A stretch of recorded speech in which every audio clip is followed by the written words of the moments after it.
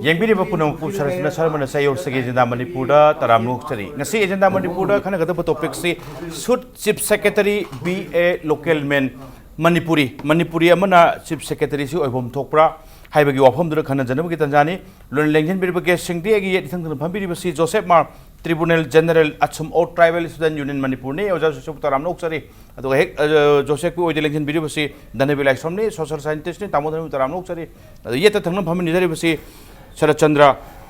K.Saratchandra political analyst ne K.Saratchandra Sutaramuk Chari Yanan Base Joshep Hmar Maru Joshep Hmar Laksapta Maru Diganang say Asumasung Tesam Anipuna Chirin protest Panto Pikini but the local menama ONBO plus Seniority list ki mata amsu ponba mali sam narekanda seniority list to right to karadum yengam dawa aduga local men kanchandum di local men oidramina local men ohenbu haibagi portum di laya oja seman punna demand se kai hain thambay se local men ohenbu aduga seniority list ki sumata amu panbi mali kamai thambini oja suma handak ki thuiba se mamang dagi sum thoraga lakhi potni akhoi gi Manipur gi officer IS pass tokjaba thabak suzum suzaba mi singsi akhoi gi center gi mi singna thoksa da badi lairena akhoi Manipur government singna su sangna thoksa dena lakpane adu mamang government duna moina wakhan je khandabagira nataraga matam oirakpagira akhoi Chief Secretary je Manipur dagi ani mukti thambiramne si turn ama hore seniority list oina lauraga IS officer longkunga ne adoga mathangda ona bishor maina seniority list toraga khar chatpa horabane yes maduda akhoi sudum yam harauje akhoi karigino haira kanda akhoi gi ahaiba mi sing officers sing se koi Manipur dagi sum thokhiba hairena sum ahai akhang sing je sum Manipur dagi sum thokhiba pisa paiba mi sing sum thokhiba laihoriba mi sing je sum swai wai da laisanba mi sing je sum khara hai se khara chatpa yadaba thokpa ngamdaba gi type ta ama lerakpa sida akhoi gi officers sing se Manipur da suning ba ngatani Manipur da leining ba ngatani maram dang da kai do bai leining oi doi loimak leining ngapani moigi su chance ama pibadi phai ya kan sum government sina sum hongpa hojiki BJP lakpa sidagi di phat launa amuk honggi ba seniority gi consider su tawbida ba aduga hojiki akhoi gi swai gi Manipur gi irang ILP gi irang je leina sum akhoi gi public sentiment je consider tawbida bi da political appointment ni siji moigi makhutta lay haraga hekta dak phajan bo umba se local gi mi ma chief secretary lay lokthoi ni adu lokthoga hojika mathang da hanjan bi ge dra hanjan bi te khwai senior gi mi du oi ge dra ju senior gi mi ju muk pi de makha da gi ama lokhallaga ton be je akhoi moi IS Mapani lakpa mi sina we akhoi moi da kaimta against tawba leite moi khoi lamda thabak suba lakpa khoi to marau je moin to bi man akhoi tum loima khangjai we know their contribution adu so hojiki akhoi na haire seniority list yengaba aduga akhoi hojiki Manipur gi phibam je yengba public ki sentiment si yengba kanda di akhoi gi tokpam thokpa si khara tawba phabra nataraga Ladies, akhoi parja di khange akhoi India re second class citizen ne je khange akhoi Manipur gi IS officer me amju second class IS officer oirab jara sin sidi tawbi ginu it am thina shokani akhoi gi achaw sang lairik haiba mi sing phok da lukthar chaladi parja di kai oi doino ba exactly adu sabta I oja Joshep laksage yam no hujik ki no do afam do yes han de ke hona melen indiana ta we have bukni rate adu thorakpa magi ke haitare behavior aduga moi gi keno singsina dum uba phom kanda Manipur as a whole second class citizen gi mongdo sum treat torok pose kuire urakpa samha karai de noma even Manipur gi orati IS officer sisu tamodhana be second class IS officer don't treat to wiraba ina hujik Joshep Hmar na feel to wiri to ise lady film jina phaurak pura natragana hare henjan haibu man kamai thamini gi Gasrat kanani tasengbadi akhoi lamdam dugi mina chief secretary wehelu habise masi sumaina lei di ko India ki magi kano sida administrative history sida ko 1919 day 1935 ek ani si British na tawkanda moina directly la kanda India masajing jimihut la kanda British ki loi chanbagi magi kano si sangthokpung amro expansion jing amro na yamna lot na lebanga khom thamjena secretly legi budi secretary lakibde masida ICS officer British masam yam lebanga iduna aronba officer secretary ni lakhine ba hai secretary si Nehru di ma Nehru he paiba kanda lokthok sena minister office haisi kan toroga wathok legi aduna moege ko thamjeni di adugi ex singida chief secretary na chief minister da advice toba secretary concern na te singina mai magi department pai do ada minister da advice toba isa adagi lei thokhrabane ba policy formulation da policy implementation da yam maru bhai tare ada Manipur gumba yamna akhoi gi problem yamna akhoi gi nandhadana leiraba ada lebak miyam gi pain da discontentment yam leiraba adu lebak sina di same ga di phajana thokpasida leibak sigi lehau ji phajana khangba miyam gi pulse phajana khangba discontentment ji accumulated tawduna leriga si phajana khangba hiram gudi makta Manipur dagi haura aga yam phajana khangba hai tare singi leriba wana tamgi leriba wana sokhalaktriba kholiba sigi maram yam ji khangba chief secretary mana chief secretary da akoi gi chief minister da advice torodi se cabinet meeting ji man lo initiate torini ade hold the minute of the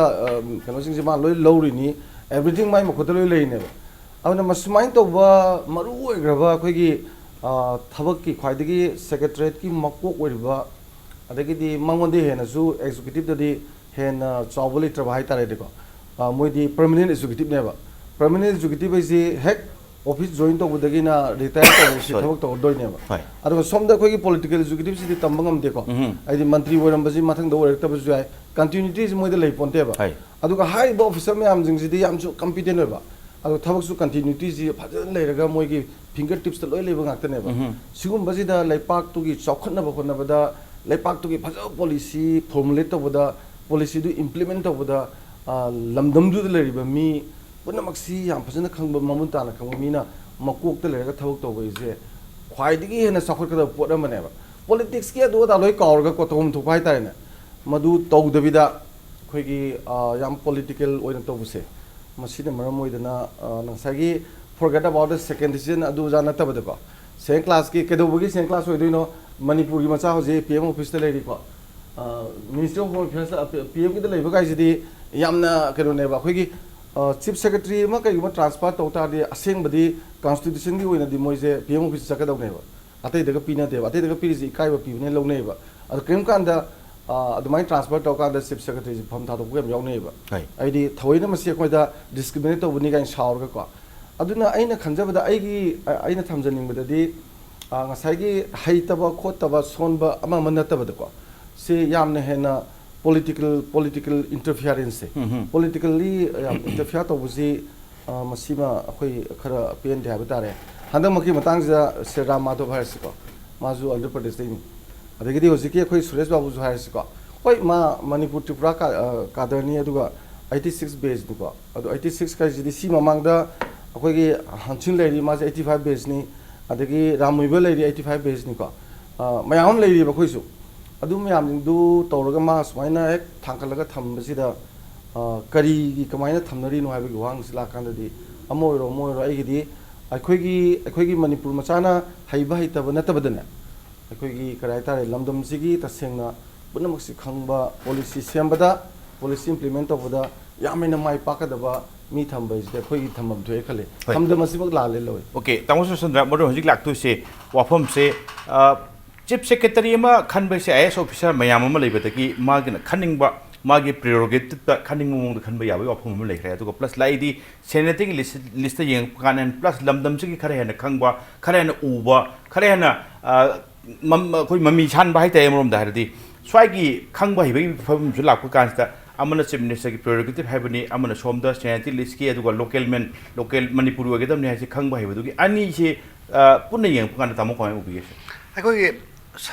government ki thaba amma tawba ba sidai da ꯈ꯭ꯋꯥꯏꯗꯒꯤ ꯃꯔꯨ ꯑꯣꯏꯔꯤꯁꯤ ꯊꯕꯛ ꯈꯟꯕꯁꯤꯗꯩꯁꯤꯗ ꯑꯍꯥꯟ ꯑꯀꯣꯟ ꯍꯥꯏꯕ ꯑꯃ ꯂꯩ ꯍꯥꯏꯔꯤꯕ ꯁꯦꯅꯤꯌꯥꯔꯤꯇꯤꯁꯤ ꯁꯦꯅꯤꯌꯥꯔꯤꯇꯤꯁꯤ ꯃꯁꯤ ꯆꯣꯡꯉ ꯆꯠꯅꯔꯛꯄꯁꯤꯅꯦꯕ ꯑꯩꯈꯣꯏꯒꯤ ꯄꯥꯕ꯭ꯂꯤꯛ ꯑꯦꯗꯃꯤꯅꯤꯁꯇ꯭ꯔꯦꯁꯟꯗ ꯈ꯭ꯋꯥꯏꯗꯒꯤ ꯗꯦꯟꯖꯔ ꯑꯣꯏꯔꯛꯏꯕꯗꯤ ꯀꯩꯅꯣꯗ ꯑꯩꯈꯣꯏ ꯕ꯭ꯌꯨꯔꯣꯀ꯭ꯔꯦꯠ ꯑꯣꯏꯒꯦꯌꯨ ꯑꯗꯒꯤ ꯑꯩꯈꯣꯏꯒꯤ ꯑꯦꯛꯇꯤꯚ ꯁꯥꯔꯚꯤꯁꯇ ꯑꯣꯏꯒꯦꯌꯨ ꯑꯦꯛꯇꯤꯚ ꯁꯥꯔꯚꯤꯁꯇ ꯑꯣꯏꯔꯒꯅ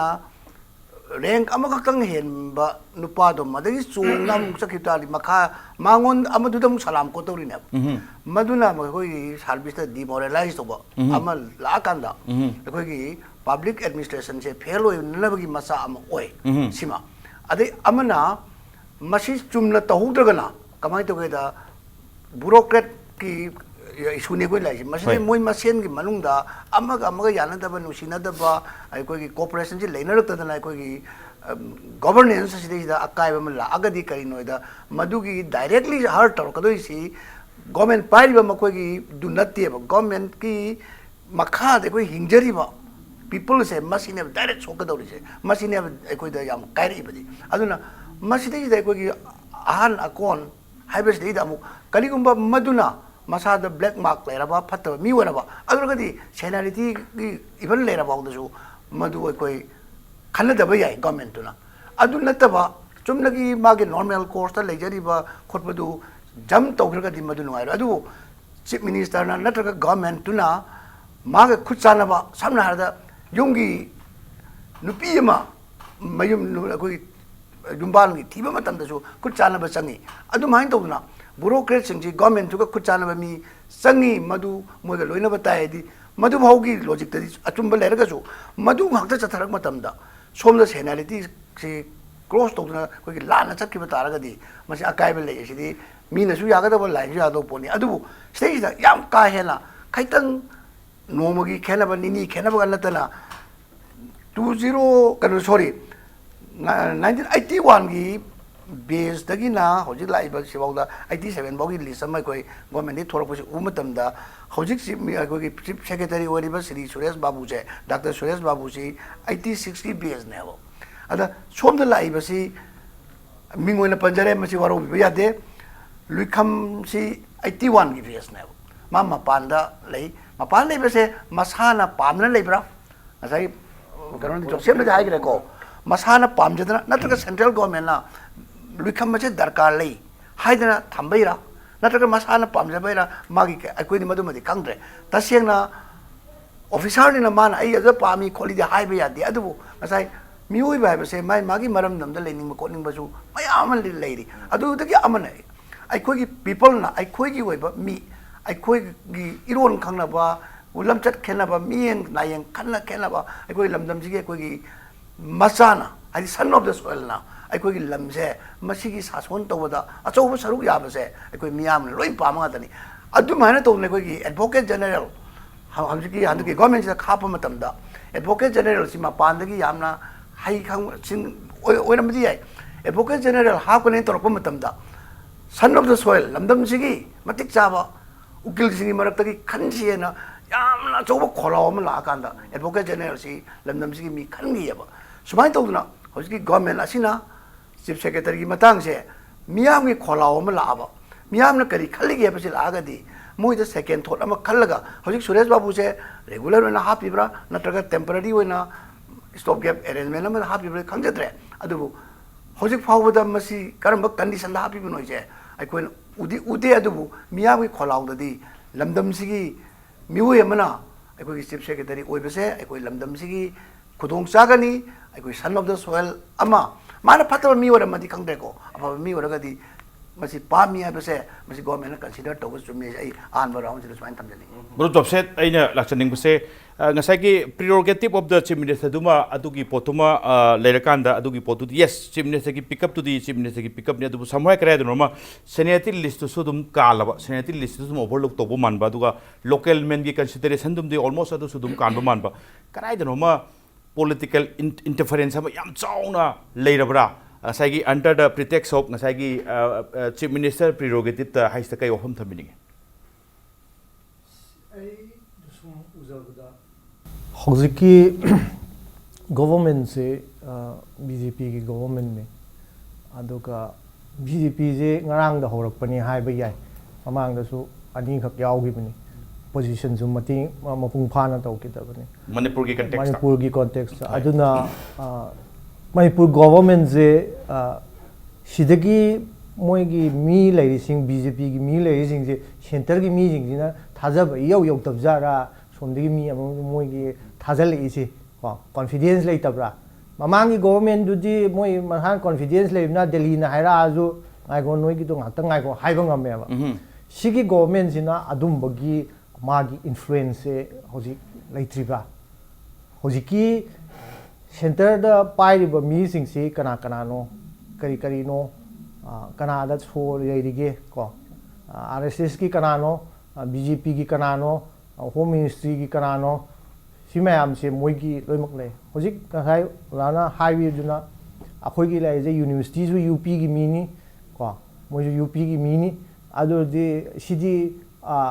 home affairs akhoi gi home minister Rajnath Singh na torakpra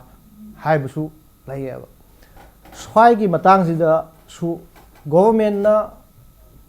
adumba center gi mi pamba lairasu natar center gi mi na hairasu kariumba syumbagi thokdok thokibani na simadi akhoi tauba ngamaroi aduga tawragani haibusu laibo erdi phaba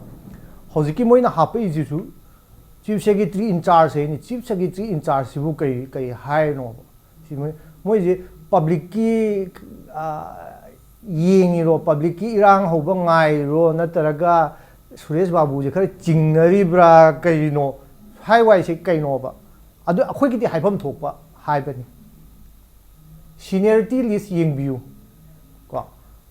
aduga hojiki matangi akhoi gi Manipur gi situation sida local gi mi hai basiji akhoi prefer tawba pami kargi no har kanda government na ju initiative akhoi gi Manipur gi manung da initiative local oiba akhoi hojiki chief minister ju local gi ne na lepaga lairiba mini lauriba mini laiba ki oirji thawai thadok pa phau ama local gi da lepa akhoi gi honorable haiba tare sina karigino Delhi gi mina haiba si hekta adum kare ji ke yam noluk na hekta ya ba sibu kai gi no sin swai matang si da akhoi gi government se yam kanhan ningi aduga thabak su yam tawhan ningi si hairaga hojiki tawriba thabak sina magi makhut magi pangan haptoiribra Suresh Babu sina